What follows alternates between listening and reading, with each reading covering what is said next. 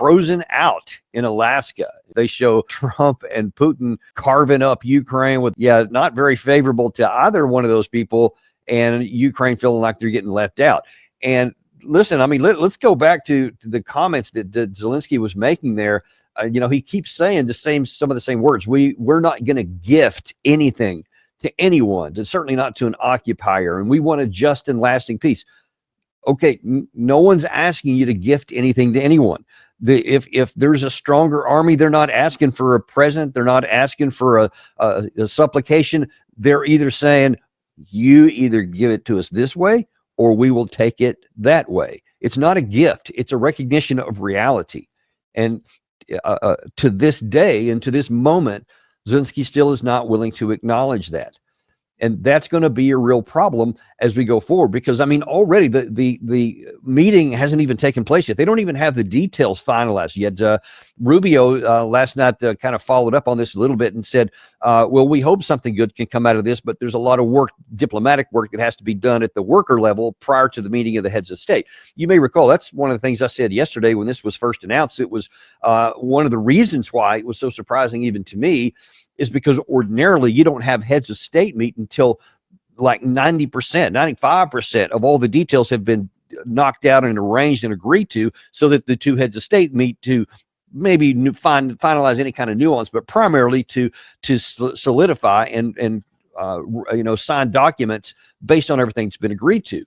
Here, it doesn't look like anything has been agreed to, or if it is, it's not known to the Secretary of State or to anybody else outside, because Trump just mentioned vaguely in that soundbite that there's going to be some swapping of territories and there's going to be some giving of territories here and there, but he didn't specify anything. There has been some speculation on the Russian side of some Kremlin insiders who have said, well, that's going to be that Russia is going to get all of the Donbass, which is Luhansk and Donetsk, and apparently there's consideration anyway that Russia would freeze the lines in Zaporizhzhia and Zaporizhzhia and Kherson, where the current line of contact is. Now, that's going to be a big problem if Russia actually if that's what's actually on the mind of Putin, then that's going to be a problem for a lot of Russians. Gary, if you could put that map up there, this right here shows the current line of contact. And you can see in this area here to the right where it's the kind of light pink, I guess. And then you can see the green to the left of that. And then you see the outlines of those four provinces, Luhansk, Donetsk, Zaporizhzhia, and Kherson. The part of the borders in Kherson and Zaporizhzhia, and even in Donetsk, which are primarily Zaporizhzhia and Kherson, you see those are what's apparently at play, is the green areas where Ukraine completely controls all of that stuff. And those areas, first of all, let's look at it from the Russians' perspective. Though all four of those areas, the administrative borders, this is what President Putin was talking about and specified in June 14th, 2024, when he said all of those territories have to come to us. He specified the administrative borders, which means that the Ukraine side, and he also specified, would have to withdraw their troops from that area. They would have to leave areas where they were in control and hand them over to Russia. That's why it didn't even get past the statement made by Putin in 2024. Of course, that's when Biden was still in the office, and he wouldn't even talk to Russia, much less agree to any kind of an outcome like that.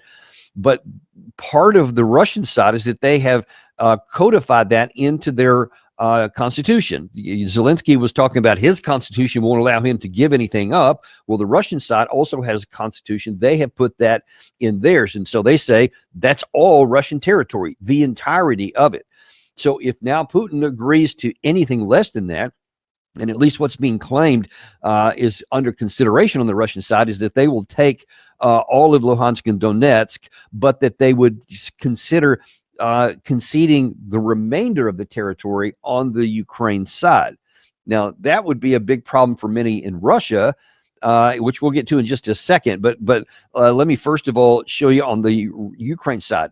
Aside from the obvious, they don't want to give up any of the territory and say permanently it's gone, but it would be an incredibly difficult pill to swallow for them to willingly withdraw back from those cases. there's another very practical reason, aside from just the emotional issue. There's a very practical military purpose. Gary, if you can put that map back up there for a second. So where that line of contact is, where the separation between the green and the pink areas there, that's where, especially in the Pokrovsk area, the Konstantinivka, Zaporizhzhia up in the north, but at the Kherson and Zaporizhzhia, the Kherson city we've been showing you in the bottom. That's where all of the best of the Ukraine defenses are located. That's where their fortifications are dug in. That's where their trench lines are. That's where they have all these interlocking defensive positions, etc. If you suddenly just walked back from all of that to the administrative borders, there's nothing back there at all. And if Ukraine militarily withdrew back to there, they would have to understand that the Russian army would then move right up. And if the Russian army wanted to continue going forward, there's nothing to stop them. One of the reasons, not one of the reasons, the main reason why there hasn't been any faster Russian movement up to this point is because the very, very skilled and defensive works of the Ukraine side, even though they're vastly undermanned and they're getting thinner, because of how effective they are at fighting defense, it slows down the Russian offensive. They're losing, they're just losing slowly. But if you take away all of those military advantages and move back to the administrative borders where there are no defenses, then there is nothing that if Putin just says, you know what, boys, just keep on going. They literally couldn't stop them then, because they would be so undermanned, and Russia has so many manpower and equipment and armored vehicles, et cetera, they could literally just roll in. So that has to be on the mind of the Ukraine side. They have got to be thinking, and I think there's reason for this, if we agree to this, we've got to just flat out agree to an end of war. There's not going to be like a ceasefire. Well, yeah, we'll pull back to here and then we'll negotiate, because then that means that the war is still on and there would be nothing preventing Russia from going forward. So to move back to those administrative borders, you almost have to say this is an end of war negotiation. This is an end of war deal. And then the Ukraine side has to just trust that the Russian side wouldn't go forward any more of that. That is an incredibly difficult for anyone in the West, least of all the Ukrainian president, to agree to. Now I want to look a little bit about some of the enduring problems that the West does have about how this is viewed. There's a piece out in the Washington Post this morning talking about this, and there's several things I want to point out here that explain why this is so difficult for a lot in the West to understand. Putin is, again, acting like Hitler. Again, we just always seem to love to go back to that. According to the article, Putin and a certain official from the White House said is acting like Hitler, who received some lands and wanted more. Some U.S. officials appear ready to agree with his proposal to seize more Ukrainian land in exchange for weak words on peace, the official said. Like, you know, we're going back to the appeasement of World War I, of Neville Chamberlain. You know, they keep going back to that language. Here's the massive, huge problem with that. Actually, there's a couple. First of all, Putin is not Hitler. Hitler had territorial ambitions. He had continental ambitions. He had an army to back it up. He had an air force, a navy, everything that he needs to conquer territory and manpower, armor, armaments, logistics, everything he needed, and a declared intent to do so. And so he kept going on. When something was given to him, there was nothing to stop him. There were no nuclear weapons. There are nuclear weapons now. Hitler never had to deal with that. So had Hitler had to deal with nuclear weapons, even if he had territorial ambitions, he wouldn't be able to act on them because he wouldn't have been suicidal. He just wanted power, but he didn't want to cause something that would cause his own destruction. Putin, even if you think he has those ambitions and he hasn't stated them, in fact, he has, to the contrary, expressly stated the alternative, that they don't want more territorial acquisitions. They want security on their western borders. That's what he's saying anyway.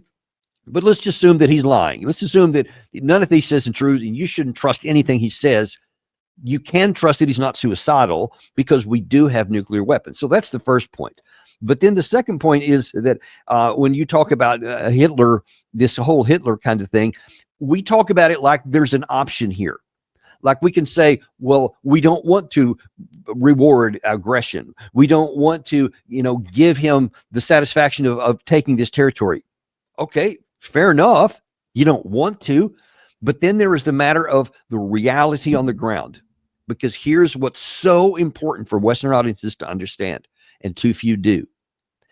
If you put policies behind that mentality, and we have up to this point, to include even so far during the Trump administration, and because we don't like that outcome, we're not going to agree to any kind of an end of war negotiations that would solidify those outcomes in those territories for the Russian side. All we're ending up doing is guaranteeing more Ukrainians die and more territories lost, because Russia has said from the outset, and I believe probably is still the case, they will either achieve what they want at the negotiating table, or they will achieve what they want with their military. They'll either take it or they'll sign an agreement for it.